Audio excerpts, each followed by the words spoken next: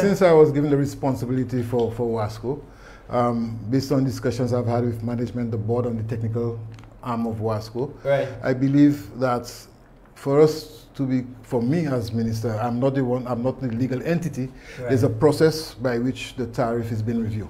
Yes. The tariff has been reviewed through the NUC. All right, and that's the responsible organization that make that determination whether the tariff is increased or not. All right.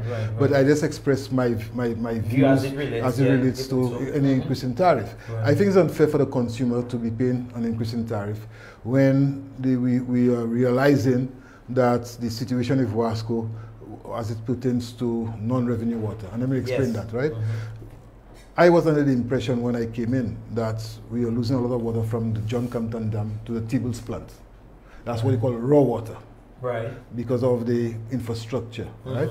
But it was made known to me that that is not the concern. The concern is after the water has been treated. So treated water? Yeah, after the water has been treated, going to the respective communities, that is where we lose a lot of what we call non-revenue water, which means a lot of water is going through the system and WASCO is not realizing revenue from the distribution of that water. Right. Now, there are a lot of figures been bounced around, 40%, 50%, 60%. 40% is too high, right? Definitely. Of course, I understand the challenge at WASCO. And when I speak to WASCO, I say, but Mr. Minister, for us to be able to improve the infrastructure, we need revenue to replace the infrastructure. And we have heard a lot of people say, okay, why you go and distill the John Compton Dam? Why don't you use the money from the dredging fee to go and distill, to replace these pipes? The legal authority, as far as the use of the tariff, or what we call the distill fee, is a NUC. And you can only use that money to distill the John Compton Dam. So you can't use that money for anything else. So now if you have to address it. So you have to pay some of the resources. So I told him it's unfair to just increase the tariff without we in a significant way reducing on our non-revenue water. So that's my position. Right. As far as WASCO is concerned, I can say, and I want to say publicly, of course, we have our challenges. In fact, when the Prime Minister informed me that, look, he was going to give me the responsibility for WASCO, I hinted to him, Mr. Prime Minister, I thought we were friends, you would like me, because of the headache. But I can say I'm enjoying it. Right.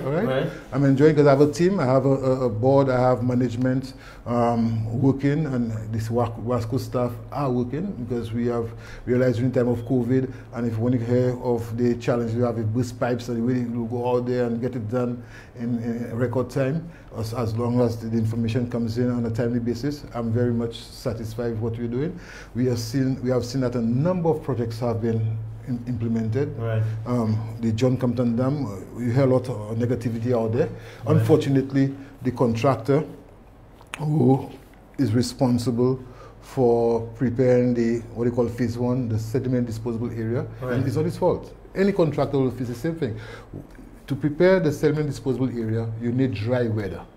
Right. Because there's the moisture content in the soil must be at a certain percentage to be able to compact the soil, right? Because of the heavy rains, it can happen. We have tried liming, lasho. So by lasho, you can sector up with it. That did not work. We have tried getting tarpaulin to cover it overnight. If you get tarpaulin covered overnight, that did not work. We tried bringing in a harrow from the Ministry of Agriculture to harrow the soil, to aerate it so it can dry. That have not worked. The last thing that was tried was the question of buying a soil dryer. That again did not work. Right? So I can say the team, including the contractor, the consultants, and WASCO, have tried. But we are getting there. The second aspect of the job is the dredging. The dredge has been there. It has been put up. It is on the dam. And as soon as the sediment disposal area is up to a level, we start dredging. In fact, what they have told the contractor for phase 2, which is the dredging, is a company out of France Okay. to start mobilizing, but because of COVID, they have some challenges. So now this week, the management of WASCO will engage the Ministry of Health for the CMO to see what can be put in place to accommodate these people coming down, because we are almost ready to start dredging.